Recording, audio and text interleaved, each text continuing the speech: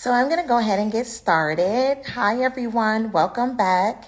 Yesterday, we talked about the importance of making time for people, checking on them, and being intentional about that. Today, I want to go a little deeper and talk about how we can recognize when someone may be struggling, even if they don't come out and say it. Because let's be honest, most people won't say it. If you ask someone what's wrong, they'll say, I'm fine, I'm just busy.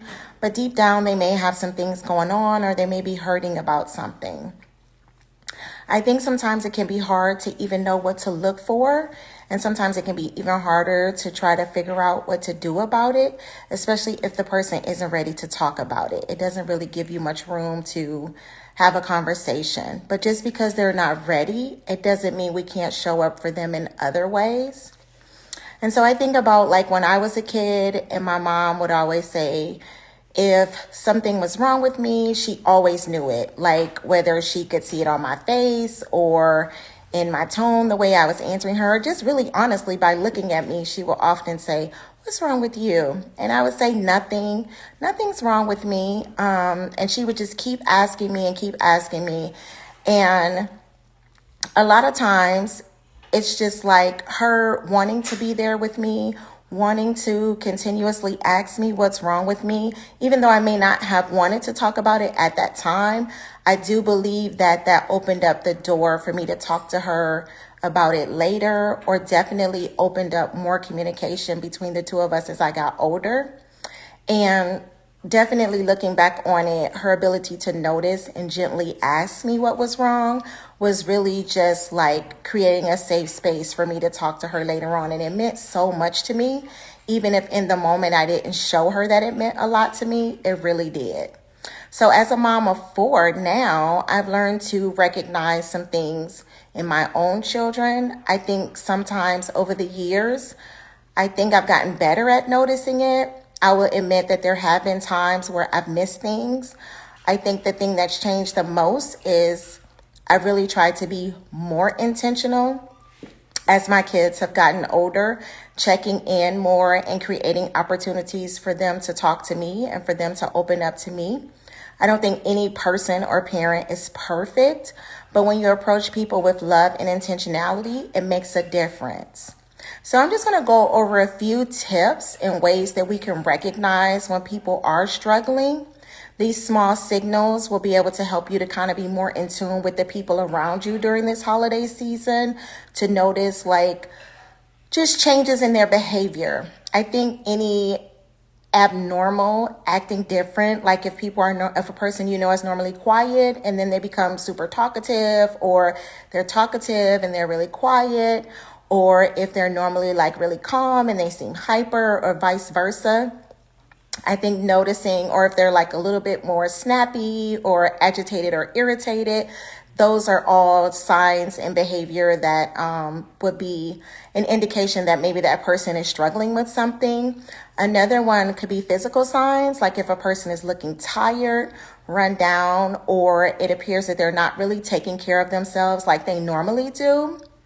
Another thing could be shifts in communication. So is the person canceling plans? Are they responding late to texts? Are they giving you short, vague answers? Are they seeming like they want to spend more time alone? Or where normally conversations and communications between you two is really easy and now it seems more forced. Communication shifts can definitely be an indication that a person is struggling. Overcompensating positivity. Some people can seem overly jovial, joking a lot, going out of their way to keep the mood super light. So it'll be difficult for you to insert a serious conversation. So I've given you a few things to look at to notice when someone is struggling. And we can go over those things really quickly again. So those 4 things would be a change in someone's behavior, physical signs, communication shifts, or overcompensating positivity. And so when we see that people are doing these things, I think it's really important for us to kind of start to have a conversation with them.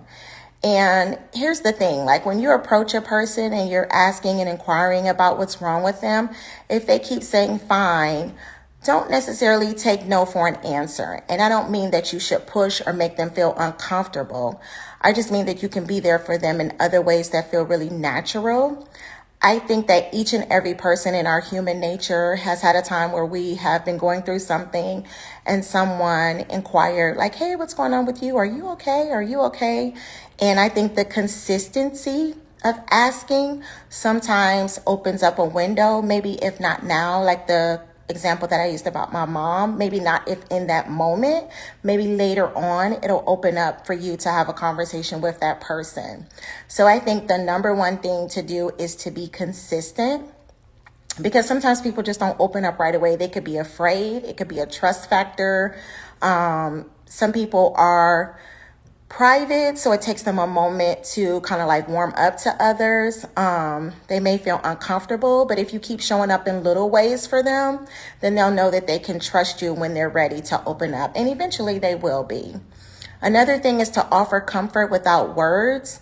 Maybe they don't want to talk about it, but you can still show up for them. You can send a text like, hey, how you doing? Just checking in with you. Hey, let me know if you need anything.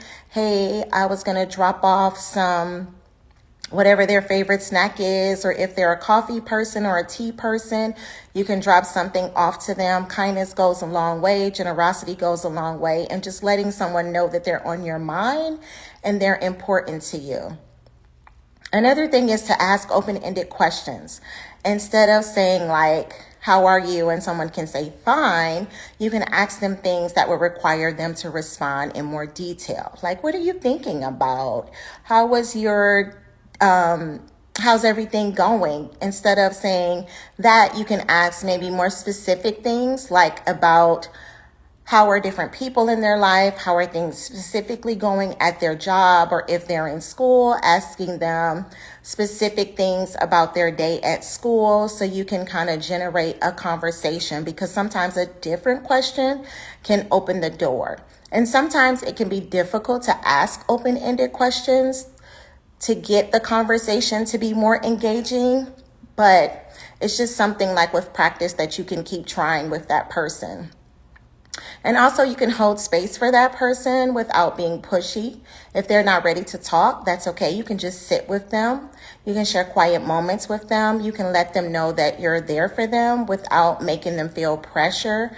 I think it's okay to be silent with someone. We don't always have to feel like we can talk to people or we have to talk to them all the time. I think I hear a lot of people say that the people that they are really closest to in their life, they don't always feel like they have to have a conversation going. Sometimes they can just be silent with that person. And so those are my tips on helping us to know and recognize signs of when people are struggling, and some things that we can do to help them when they're struggling. At the end of the day, people just want to feel seen. They want to feel cared for. And even if someone says that they're fine, your consistency and your kindness, your presence, it could sometimes be the thing that helps them get through a hard time. So tomorrow, I want you to think about this for tomorrow. It's one thing to notice that someone might be struggling, but how do we create a space where they feel safe enough to open up? So tomorrow we're going to dive more into fostering meaningful conversations, fostering judgment-free conversations with people that we care about. So this can allow us to not only first make time for people, second to recognize when people are struggling and the things that we can do, but then the third thing would be to open up meaningful conversations with them and have the tools to get people to talking. Because a lot of times when we have thoughts in our head, if we can begin to have a conversation with someone, that can go a long way and really help us to feel better. So thank you for being here. Thank you for showing up, not just for yourself, but for others. And we'll talk soon.